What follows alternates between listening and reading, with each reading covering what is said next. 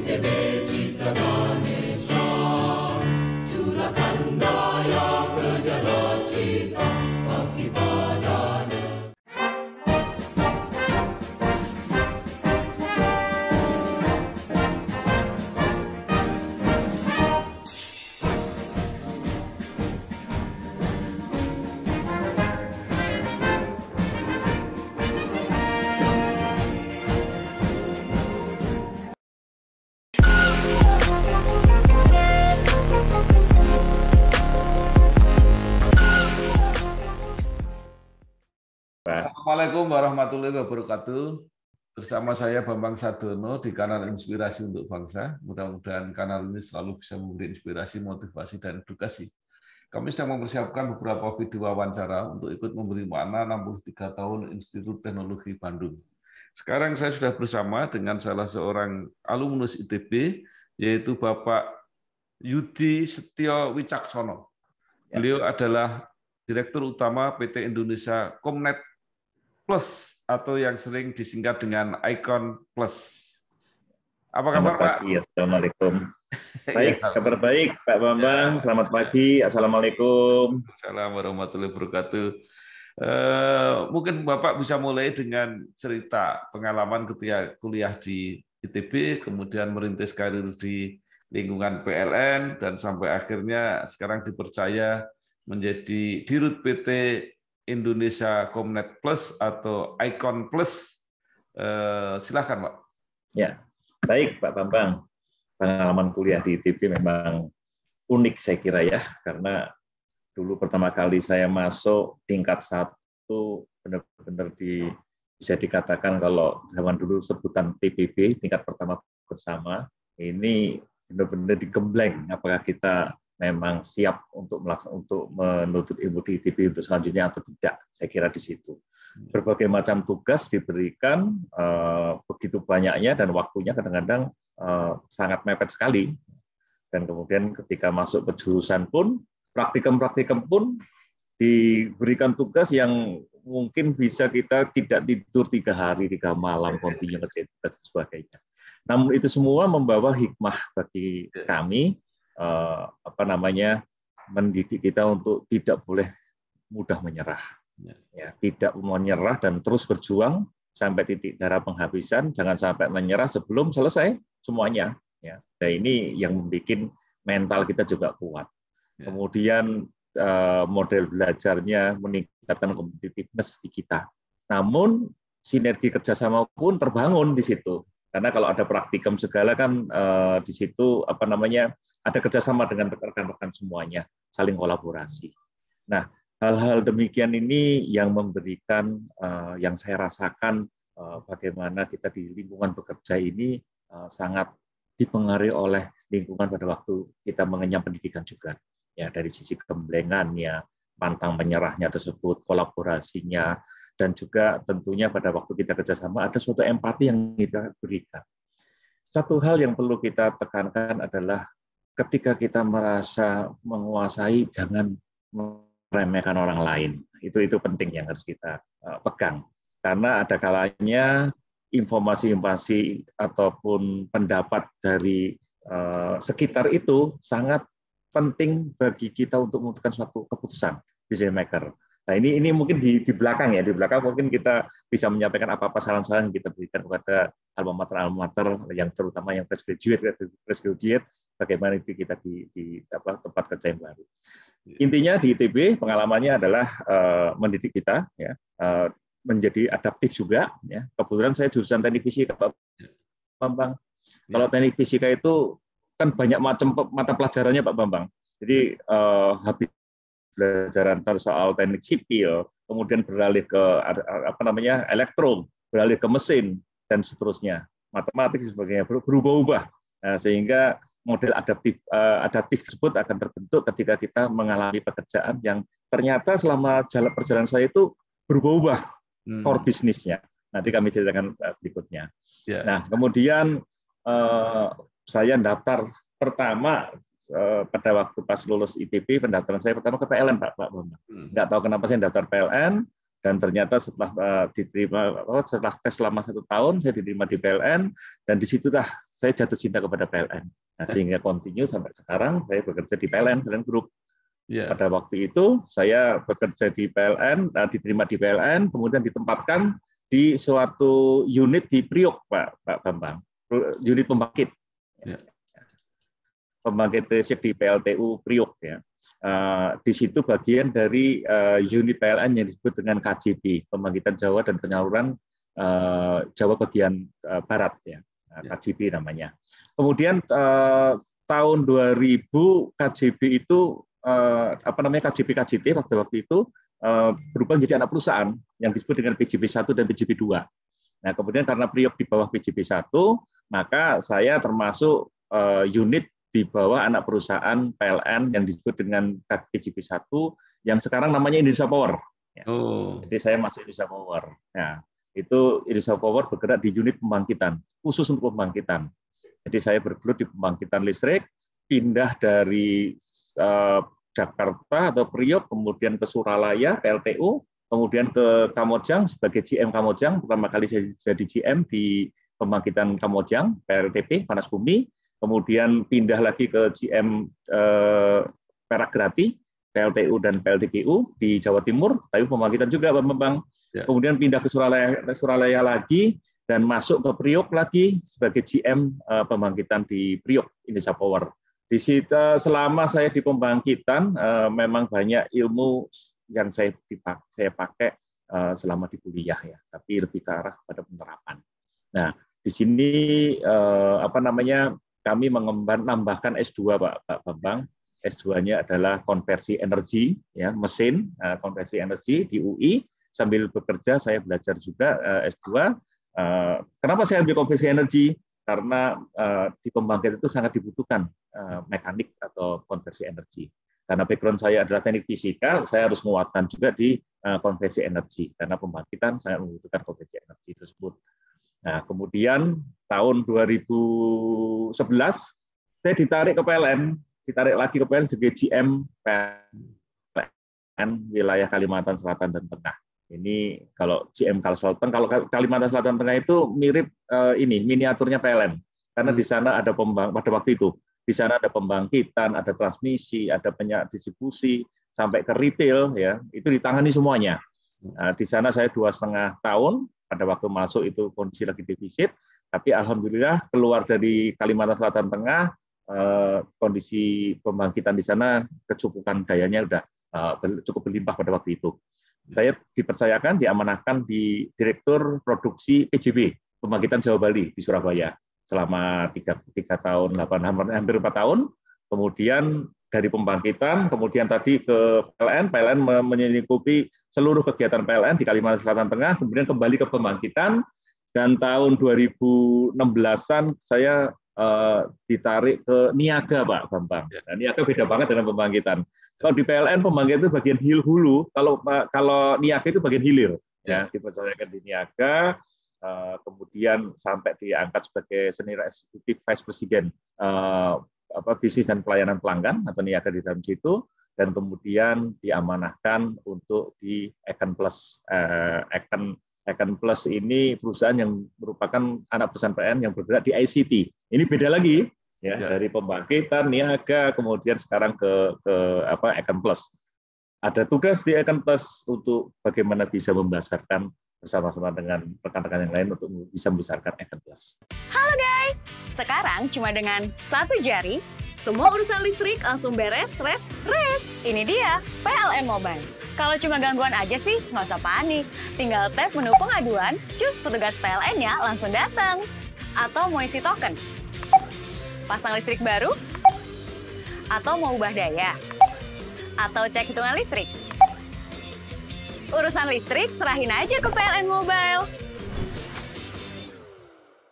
Ini juga menarik, Pak. Mungkin belum banyak juga yang tahu ya. Jadi sebenarnya apa misi Econ Plus ini? Artinya hanya untuk menunjang bisnis PLN atau juga untuk memberi pelayanan di luar PLN? Econ Plus ini pada awalnya sebagai unitnya PLN, ya. Sebagai supporting bagi PLN yang tugasnya adalah bagaimana menyiapkan data, telekomunikasi, SCADA, sistem proteksi di sistem kelistrikan.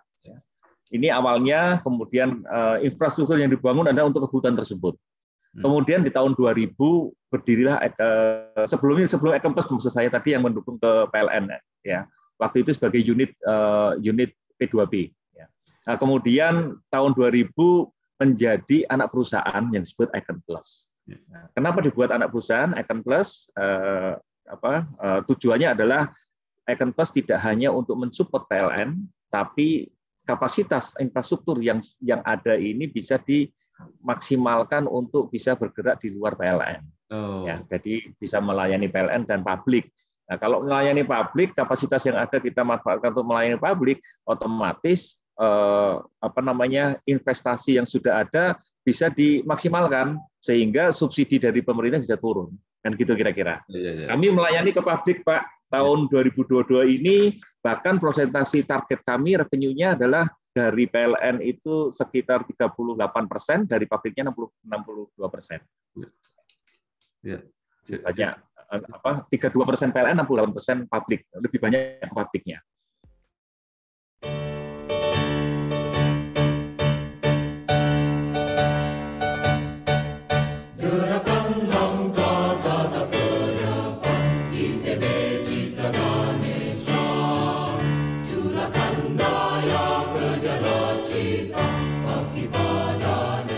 Ya, jadi luar biasa Pak ya. Jadi kalau dengan itu bisa dilakukan efisiensi atau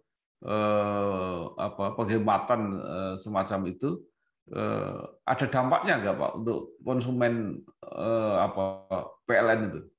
Kalau efisiensi kita lakukan tentunya menjadikan biaya pokok produksinya PLN kan juga turun, kan gitu. Kalau biaya pokok produksi bisa turun, maka dampaknya juga kepada harga jual listriknya juga turun. Kira gitu, Pak. Jadi berhubungan juga ke arah sana. Siapkan diri, teguhkan hati, tegakkan tekad pribadi, langkah dan karya nyatakan pasti, dambaan ibu pertiwi, hai putra bangsa insan bersama. Nah, juga yang menarik produk konkretnya ini apa Pak? Kan di situ disebut ada Stromnet, ada Stromnet TV. Mungkin bisa diterangkan ini. Jadi produk kami itu ada produk yang untuk korporasi, kemudian juga untuk yang retail, Pak. Ya. Yang untuk korporasi ini adalah untuk PLN dan juga untuk publik. Yang publik itu adalah untuk perusahaan-perusahaan seperti untuk government dan umum, ada finance ya, ada bank atau finance, kemudian ada juga manufaktur dan sebagainya. Nah, kami melayani beberapa produk, yaitu produk connectivity ya, fiber optik untuk internet, Metro, ya. Kemudian juga aplikasi-aplikasi, ya. Dan juga kalau di PLN kami bisa masuk sebagai kami di PLN ditetapkan oleh PLN Icon ini menjadi IT enabler bagi PLN, Pak. Dalam menunjang proses bisnis PLN, maka peran Icon Plus adalah mendukung secara penuh terkait digitalisasi proses bisnis PLN. Ini dari hulu sampai dengan hilir, ya, pembangkitan, transmisi, distribusi, dan retail. Ini baik penyediaan infrastruktur maupun kontennya itu dilakukan oleh Icon Plus. Jadi betul-betul semua dari hulu sampai hilir dikerjakan oleh Icon Plus untuk IT-nya PLN, dan kemudian untuk yang di luar kami juga kembangkan bisnis tadi untuk SCT manufacture, kemudian SCT manufacture, terus kemudian dan perusahaan-perusahaan lain, dan juga kita selain masuk ke korporasi kita juga masuk ke retail. Nah, retail ini yang kita kenal sekarang namanya IconNet, Pak. Dulu Stromnet, tapi sejak April 2021 ya, kami rebranding di IconNet. Namanya IconNet, Pak. Ini retail. Siapkan diri, teguhkan hati, tegakkan tekad pribadi, langkah dan karya nyatakan pasti, dambaan ibu pertiwi, hai putra bangsa insan bersama. Baik, Pak, ini menarik menurut saya. Jadi tadi dikatakan bahwa Icon Plus ini kan memanfaatkan infrastruktur yang sudah ada di PLN. Nah, itu apa, Pak? Apakah jaringan listrik itu atau seperti apa yang dimanfaatkan, Pak? Jadi PLN setiap membangun jaringan, terutama transmisi tenaga listrik, ini selalu membangun juga fiber optik, Pak. Fiber optiknya.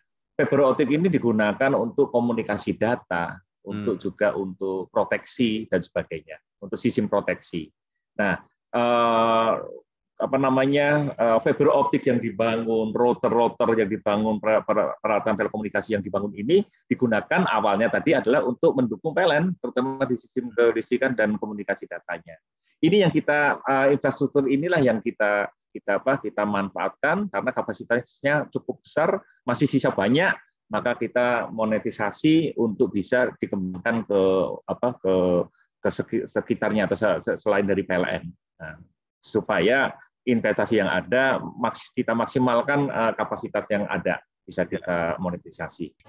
Tugas mulia menantimu, semangat dan tekad kembangkan selalu, sinar terang pasti datang, kajilah ilmu dan teknologi, seni dan budaya. Kemudian pertanyaannya, Pak, yang menarik. Itu kan bisnis itu banyak sudah dilakukan ya, baik oleh terutama Telkom, ya, kemudian juga perusahaan-perusahaan swasta banyak sekali. Nah, apa keistimewaan dan kelebihan IconNet ini, Pak?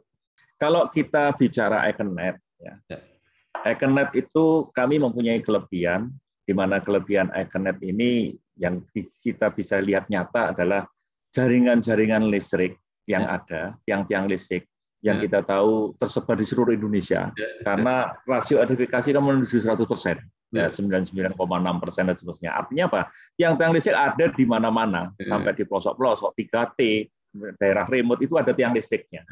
Kemudian PLN memberikan eksklusif kepada Icon Plus untuk menggunakan tiang listrik sebagai jaringan penyangga fiber optik yang bisa digunakan oleh Icon Plus. Nah, ini keutamaan Icon Plus daripada provider lain adalah kami mempunyai tiang-tiang penyangga, tiang-tiang untuk fiber optik ini sampai ke seluruh Indonesia, ya, yang notabene untuk akselerasi penguatan atau perluasan coverage ini kan tidak gampang di Indonesia. Tapi dengan Icon Plus ini, insya Allah kita bisa lebih mudah untuk bisa melakukan ekspansi perluasan coverage. Mungkin Pak Bambang sudah mengetahui bahwa penetration internet di Indonesia ini tahun 2019 sekitar 12%, Pak Bambang. 2019 12% penetrasi internetnya, penetrasi ke rumah tangga di internet. Filipina itu 23% 2019. Nah, di tahun 2020 setelah pandemi, yang kita tahu bahwa setelah pandemi ini kan kebutuhan internet menjadi primer, Pak ya. Kalau dulunya mungkin tersekunder atau tersier karena adanya work from home, study from home, maka kebutuhan internet ini menjadi primer. Namun di tahun 2020 kita lihat penetration dari internet ini naiknya cuma 3%, Pak Bambang, 15%. Masih jauh di bawah Filipina. Ini mengindikasikan bahwa peluasan coverage kita itu mungkin agak berat. Nah, disinilah kita tergerak juga, Ekenet tergerak juga, bagaimana kita bisa menginternetkan lebih cepat mengakselerasi penetration dari internet. Karena banyak warga negara kita yang membutuhkan internet tersebut. Kita tahu masa pandemi ini maka akan menyebabkan dampak daerah-daerah yang belum berinternet dibandingkan dengan daerah yang berinternet, ini gap-nya semakin gede, Pak. Karena semua komunikasi banyak pakai internet kan. Nah, inilah panggilan kami juga untuk bagaimana mencerdaskan bangsa.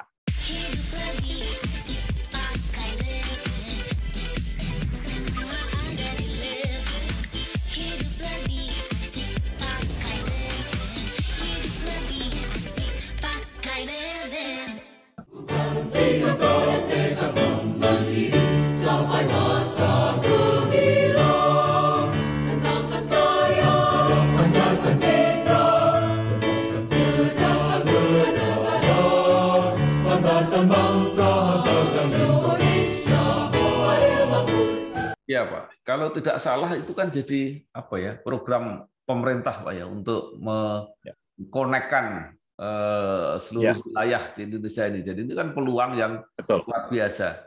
Lalu apa Pak program ke depan dari Ekenet ini? Pertama, kami berusaha untuk meningkatkan jaringan kami untuk melayani internet, terutama di broadband ke seluruh masyarakat. Kemudian kedua, kami punya program bagaimana di daerah-daerah, di desa-desa, ini bisa kita lakukan digitalisasi, ya, digitalisasi. Sebagai contoh, kami berusaha melakukan yang sudah ada MOU-nya adalah dengan Sulawesi Tengah, Pak Bambang. Kita rencana akan melaksanakan 1.000 digitalisasi di 1.000 village ya, smart village. Ada 1.000 smart village di Sulawesi Tengah. Nah, ini kita digitalisasi. Nah, ini akan juga kami coba untuk lakukan di pemerintah daerah yang lain. Harapannya apa? Kalau kita bisa melakukan digitalisasi di pemerintah daerah di seluruh Indonesia, maka kalau daerah-daerah sudah terdigitalisasi, ini bagus banget bagi masyarakat tersebut dan bagi pemerintah daerah. Karena apa? Dengan digitalisasi tersebut, salah satunya adalah semua pelaksanaan, misalkan ada orang mau rencana mau ngurus surat pindah dan sebagainya, itu lewat digital aja. Tinggal nanti dia pencet peralatan, kemudian dia akan keluar di print, dicetak hasilnya dan sebagainya. Dan nanti kita pasang setiap desa itu mempunyai web, Pak. Ya, web itu bisa diakses secara nasional maupun global. Nah, nanti bisa diperkenalkan produk-produk unggulannya apa, daerah-daerah wisata di situ seperti apa. Harapannya apa? Kalau secara nasional bisa melihat, apalagi internasional melihat, ini akan meningkatkan mungkin orang luar minta material produk yang diinginkan dari suatu daerah, dia bisa pesan, maka ekspor akan meningkat. Ya. Kalau seluruh Indonesia, daerah-daerah, desa-desanya terdigitalisasi dan melaksanakan mampang web tersebut, harapannya permintaan-permintaan dari luar semakin besar, maka banyak permintaan-permintaan ekspor. Ini tentunya akan meningkatkan kesejahteraan masyarakat desa tersebut, masyarakat pemerintah daerah tersebut. Kalau secara nasional bisa meningkatkan ekspor, akan membantu Indonesia secara devisanya. Nah, itu satu dari sisi kesejahteraan masyarakat dan pemerintah daerahnya. Kemudian jaringan internet ini berarti kan sudah masuk ke desa-desa kalau pas digitalisasi perdesaan tersebut. Maka retail model Ekenet tadi bisa kita sebarkan ke ke masyarakat di pedesaan tersebut dengan harga yang terjangkau dan tentunya bisa karena terjangkau, maka masyarakat desa bisa berlangganan dengan harga yang terjangkau tadi, dan tentunya kecerdasan bangsa pun akan lebih kita tingkatkan. Ini ke depannya, Pak. Karena kalau langsung kami ke daerah, Pak, kita tarik retail ke daerah, itu biayanya tinggi sekali dan tidak layak secara finansialnya. Sehingga melalui kami sebut dengan B2B2C, ya, melalui Pemda tadi kita bangun digitalisasi desa-desa, B2B. Setelah jadi networknya ada, maka kita lari ke B2C, lari ke komersial tadi yang retail ini, biar harganya terjangkau. Majulah maju pandu sejati, alma mater yang tercinta, semoga semakin kukuh dewasa, tetap jaya dan abadi. PLN ini kan jaringannya ya, di seluruh wilayah, Pak, punya jaringan. Ya. Nah, ya. Apakah itu tidak bisa dimanfaatkan sebagai jaringan pemasarannya Ekenet juga? Oh, bisa Pak, bisa Pak. Ini jaringan ini masih jaringan yang fiber optik Pak ya? Ya, bukan hanya jaringan teknisnya, jaringan pemasarannya kan juga seluruh Indonesia, Pak. Betul, itu pasti. Itu salah satu competitive advantage dari kami, Pak. Ya. Kami mempunyai dengan Icon ini ada suatu kelebihan. Kami mempunyai competitive advantage antara lain adalah PLN punya jaringan network, dalam arti network sosial juga ya, itu ke seluruh Indonesia. Di sana ada Yantek pelayanan teknik. Di seluruh Indonesia juga ada kantor-kantor ULP ya, UP3 yang tersebar di seluruh Indonesia. Ini dilakukan sinergi dengan PLN Group, Pak, dari sisi marketingnya. Ya, tentunya dengan marketing yang dibantu oleh PLN Group, ini bisa membantu kami dalam memasarkan internet sampai ke desa-desa, sampai ke seluruh pelanggan PLN. Pelanggan PLN itu ada 80 juta, Pak. 80 juta pelanggan rumah tangga ini tentunya dengan memanfaatkan PLN Group ini, pemasaran ini bisa lebih masif, Pak. Dan juga mungkin Pak Bambang juga mengetahui bahwa kita ada di PLN Mobile, Pak ya. Dengan PLN Mobile, kalau sudah di-download oleh pelanggan PLN, melalui PLN Mobile ini kami bisa memasarkan atau sebagai marketing tool-nya Ekenet, yang bisa dikatakan marketing tool kami hadir di tengah-tengah calon pelanggan kami, yang notabene adalah pelanggan PLN yang sudah mendownload PLN Mobile. Nah, ini sangat full power juga dari sisi internet perumahan ini, Pak. Kalau dibanding dengan penyelenggara jaringan internet yang lain, kira-kira pangsa pasarnya Ekenet itu sudah berapa sekarang, Pak?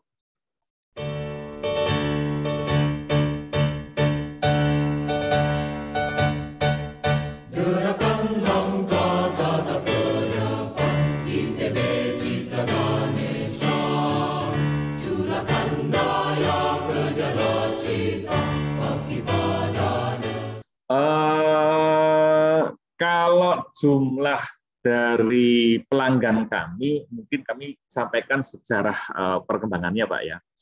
Januari 2020 jumlah pelanggan kami sekitar 178 pelanggan, Pak. Ini Januari 2020. Kemudian di bulan Juni ya, pelanggan kami sekitar 2.000-3.000-an, Pak. Ya. Kemudian di Desember 2020 kami meningkat, jumlah pelanggan kami menjadi 17.000, Pak. 17.000, kemudian kita kejar di Desember 2021 ya, ini menjadi 124.000, Pak. Ya. Dan sekarang itu menyentuh sekitar 150.000, Pak. Ya. Sekarang itu bisa 1 juta pelanggan. Ya. Syukur-syukur kalau bisa punya kesempatan bisa lebih daripada 1 juta. Bu, pinjam mobil. Boleh, tapi nanti anterin ibu arisan dulu sama isin pulsa. Transferin buat bayar arisan, terus nanti ambilin cash juga. Pinjam mobil sekali, nantinya banyak. Makanya perbanyak transaksi, kumpulkan poin, lalu tukar dengan kupon undian di BNI Mobile Banking dan menangkan hadiahnya. Gak pakai nanti.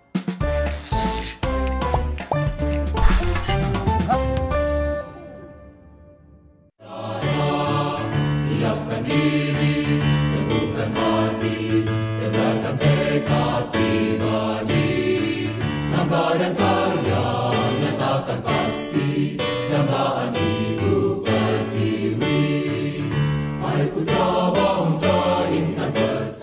Baik, kita kembali ke ITB lagi, Pak. Ya, jadi baik, Pak. Tadi sudah dikatakan bahwa banyak sekali nilai-nilai yang dibawa dari ITB. Nah, dengan perkembangan yang juga sangat pesat di luar ini, terutama di teknologi informasi ini, apa yang Bapak sarankan kepada alma mater, institusi, kepada mahasiswa, atau kepada alumni yang baru, supaya mereka mempersiapkan diri? Karena apa yang terjadi sekarang kan belum terbayangkan waktu seperti Bapak masih kuliah waktu itu. Terima kasih Pak Bambang. Kami yakin rekan-rekan alma mater atau yang belajar di ITB mempunyai IQ yang bagus, ya, IQ yang tinggi. Ya. Dalam bekerja memang kita selain IQ kita memerlukan EQ, original question, di mana EQ ini katanya tingkat keberhasilan dalam kita bekerja itu sekitar 80%-an bisa mengambil keberhasilan tersebut. Namun selain IQ dan EQ yang bagus, ada satu lagi yang perlu kita tahan, kita jaga, ya. Terutama kalau rekan-rekan alma mater ini kan idealisnya tinggi, Pak, ya. Ya, idealis tinggi. Yaitu apa yang disebut dengan kalau di Pak Ari Ginanjar disebutnya SQ, ya, spiritual question, ya. Spiritual question, atau kalau kita sebut lainnya biasa secara umum disebut dengan meaning question. Meaning question itu lebih ke arah pada kita bekerja itu pakai meaning, makna. Jangan bekerja asal bekerja. Ya. Berarti tolong selalu kita perhatikan dalam suatu bekerja, mengerjakan sesuatu itu goal-nya apa, goal utamanya apa. Nah, kemudian kita bagian dari pelaksana proyek tersebut, tolong yakinkan bahwa kita berkontribusi benar, apa yang kita hasilkan ini tentunya akan membawa goal yang besar akan tercapai. Kadang-kadang, kenapa? Kalau ini terjadi, maka selo-selo, pemikiran selo-selo itu akan kita buang dan kita menjadi satu kesatuan untuk mencapai goal tersebut. Artinya apa? Berarti ada timbul kolaborasi, menghormati orang lain, positive thinking. Kita jangan merasa sok pinter, kan gitu ya. Ini penting ya. Kadang-kadang fresh graduate, saya lah terutama pada waktu awalnya merasa sok pinter, Pak Bambang. Nah, ini jangan sampai berpikir seperti itu. Kalau berpikir sok pinter, kemudian kadang-kadang lupa, meremehkan, akhirnya kita malah kepleset. Nah, ini utamakan bahwa kita mendengar orang lain, selain bahwa orang lain itu merasa dihargai juga karena empati kita, mereka itu kan salah satu bagian untuk mencapai suatu tujuan. Tidak bisa kita bekerja sendiri, kita bekerja satu tim.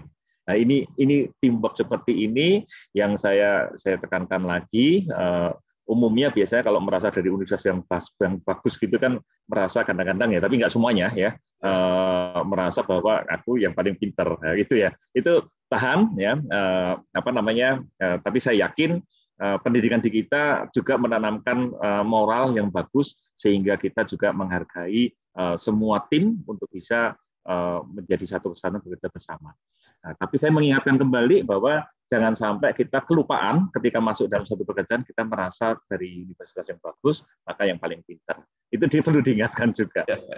Terima kasih sekali Pak Yudi Setio Wicaksono, Direktur Utama PT Indonesia Comnet Plus atau Icon Plus. Ya. Telah memberikan banyak sekali informasi maupun masukan-masukan, wawasan yang mungkin tidak hanya berguna untuk alumni ITB, tapi juga berguna bagi kita semua. Sekali lagi terima kasih Pak, sukses terus. Terima kasih Pak Bambang, mohon doanya. Wassalamualaikum warahmatullahi wabarakatuh. Waalaikumsalam warahmatullahi wabarakatuh. Tugas mulia menantimu, semangat dan tekad kembangkan selalu, sinar terang pasti datang.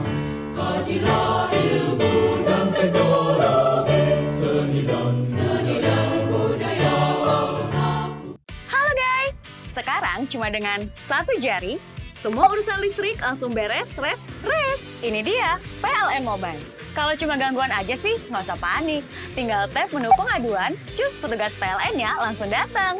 Atau mau isi token, pasang listrik baru, atau mau ubah daya, atau cek hitungan listrik. Urusan listrik serahin aja ke PLN Mobile.